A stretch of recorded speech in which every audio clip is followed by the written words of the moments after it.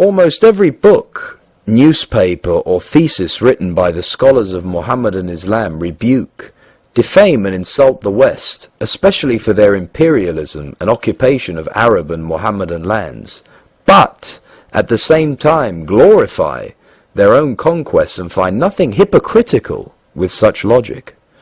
What about their conquests?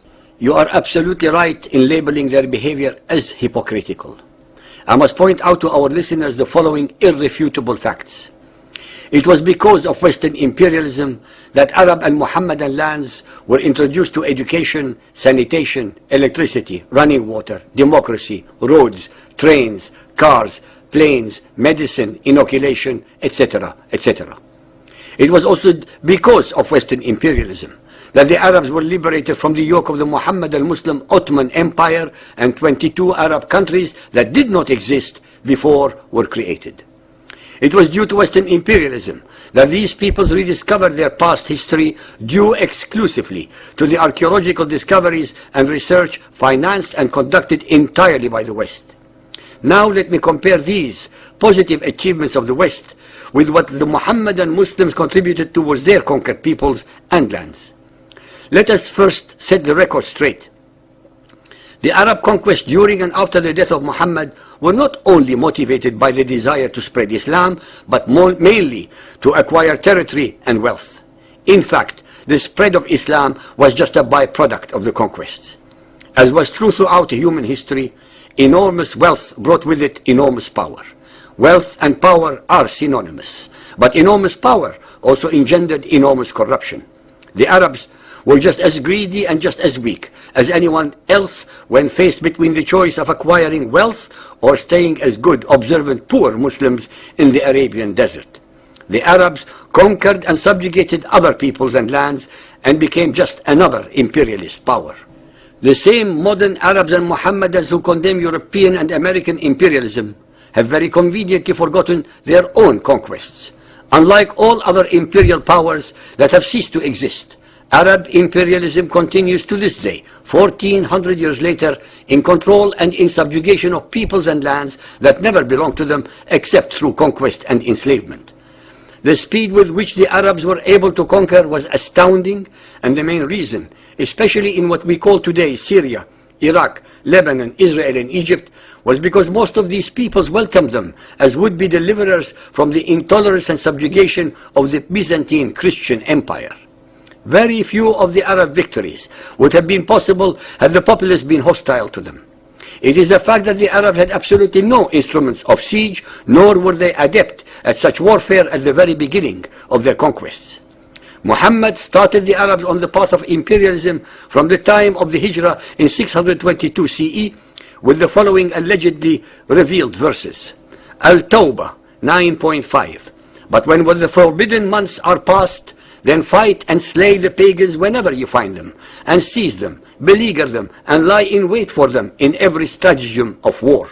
9.29.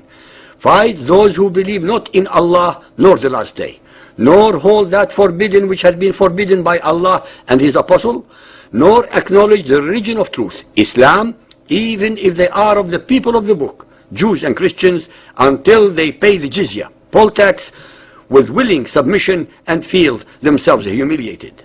Ali Imran 3.19. The religion before Allah is Islam, submission to His will. 3.85. If anyone desires a religion other than Islam, submission to Allah, never will it be accepted of him. Muhammad started his jihad, plunder and slaughter sanctified by Allah, first against his own tribe of the Quraysh, then followed with the forced conversion or destruction of other tribes, the Arabians, then the Arabian Jews and the Christians. Based upon the above alleged divine revelations, the forcibly converted, illiterate and uncivilized Arab Bedouins, led by the caliphs who succeeded Muhammad, conducted wars of extermination and or subjugation against all of humanity from Iraq and Syria to Iran, from India to China, from Egypt to the Atlantic, and from Cyprus to Italy, Spain, and France. In about 100 years, the Arabs and their forced converts achieved an empire greater in size than that of Rome's of 1,000 years.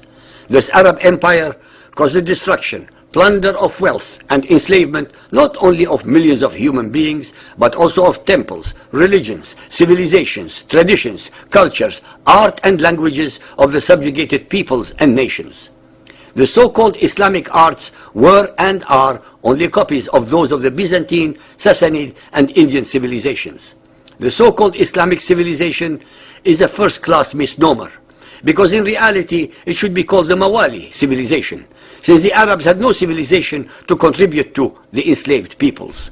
On the contrary, it was the subjugated civilizations that gave the Arabs the foundations upon which to continue, with fits and starts, and against all the Islamic Sharia laws and Arab traditions, on the path that led them to greater enlightenment. Converse to all the lies and propaganda of the Arabs, past and present.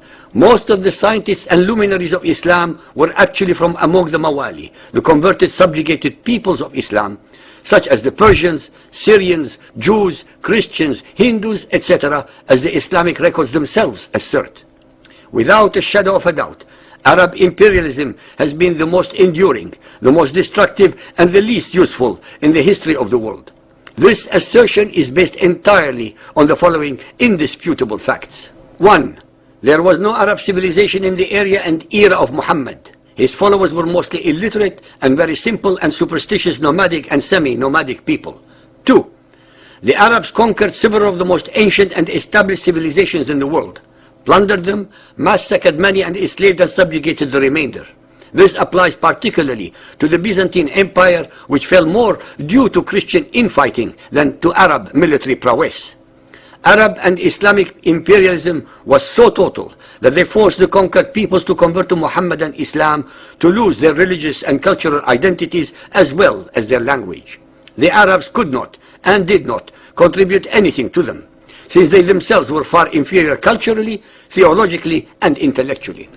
Arab imperialism, unlike that of the Persians, Greek, Romans, and the recent so-called Western imperialism, is almost totally parasitic.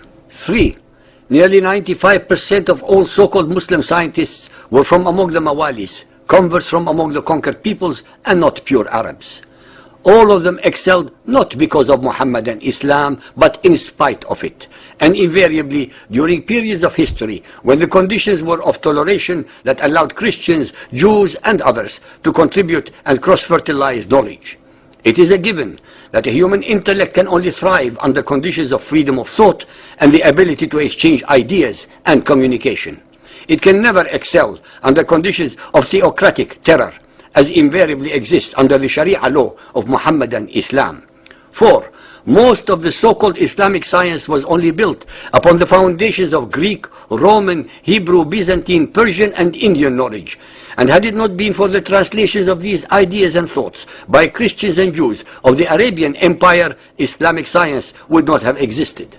In fact, nothing of value, intellectual, artistic, spiritual, or literary, can ever sprout in the darkness cast by fundamentalist Muhammadan Islam upon all the peoples and lands that it occupies.